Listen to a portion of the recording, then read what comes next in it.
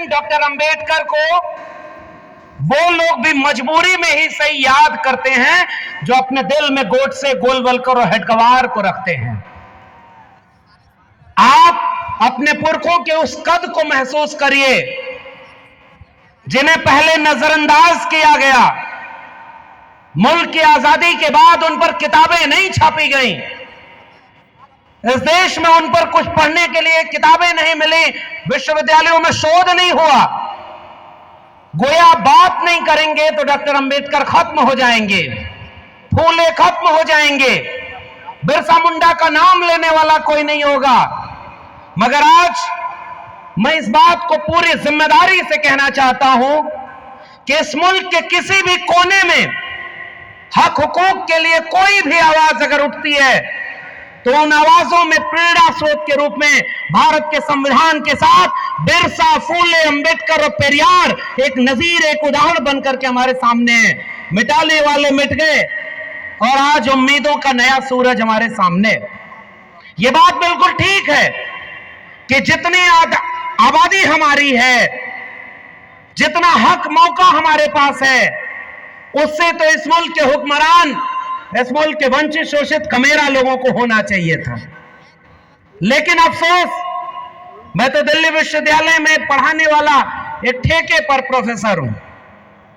अब इस समय ठेके की बात क्या करना, जब इस समय इस देश में ऐसे लोग प्रधानमंत्री बन जाएं जिन्होंने इस देश को यह भरोसा दिया था कि वो बेच रहे हैं भारत को, मैं चैन से कैसे सो जाऊं, सौगंध मुझे इस मिट्टी की, मैं देश नहीं बिकने दूंगा।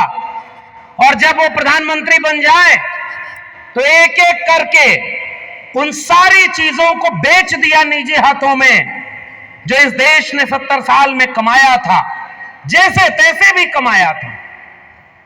उसे चाय बेचते देश में किसी ने नहीं देखा, मगर देश बेचते इस देश के हर लोग देख रहे हैं, फिर भी ये मुल्क की आवाम खामोश है। मुझे अफसोस है इस मुल्क के लोगों के ऊपर कि उसने धोखा दिया, झूठ बोला। इस देश ने बहुत बुरे प्रधानमंत्री देखे, मगर इतना झूठा प्रधानमंत्री इस देश में कोई नहीं हुआ था। खुलेआम झूठ बोलना, और वही झूठ बोला था उस प्रधानमंत्री ने कि मैं आज इस देश का प्रधानमंत्री तब बन पाया जब बाबा साहब और उनका संविधान था।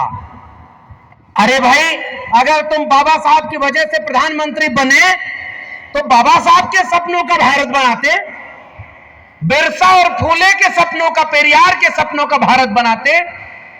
तुम तो जुबान पर डॉक्टर अंबेडकर को रखते हो, बिरसा, फूले को, और दिल में गोडसे और गोलवलकर का भारत बना रहे हो।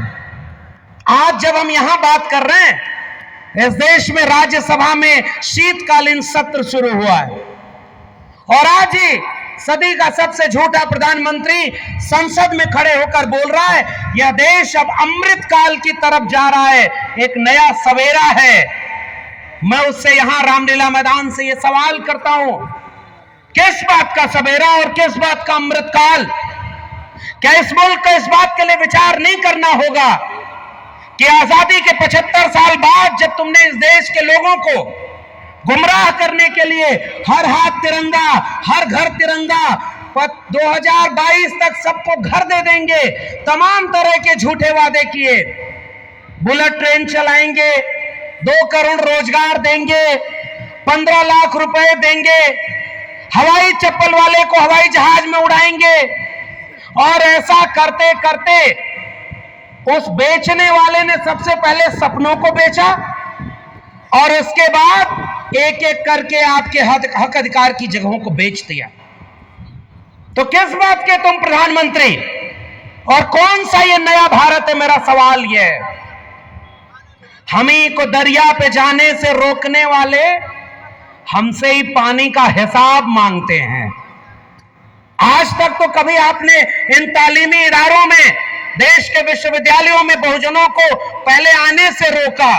मैं एक ही विषय पर बात करूंगा कि इस पूरी वंचना में सबसे ज्यादा भूमिका भारत के संविधान के कमजोर किए जाने की कैसे है। और चूंकि विश्वविद्यालय से जुड़ा हूं तो मैं ये बात कह रहा हूं कि विश्वविद्यालयों में सबसे पहले तो हमारे लोगों को आने नहीं दिया।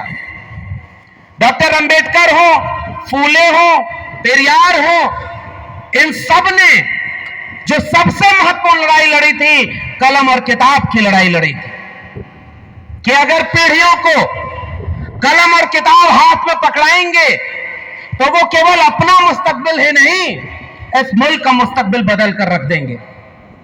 आए कुछ लोग विश्वविद्यालयों में, रिजर्वेशन तो 1997 में हायर एजुकेशन में आया, मंडल का दौर आया तो मंडल का विरोध करने वाले इन विश्वविद्यालयों, मीडिया घरानों और देश के बड़े बड़े संस्थानों में बैठे एलीट अपर कास्ट लोग जो अंग्रेजी बोल करके सोचते थे कि भारत एक डेवलपिंग कंट्री है, उन्होंने आपके बच्चों के आरक्षण का विरोध किया था। अभी एक वीडियो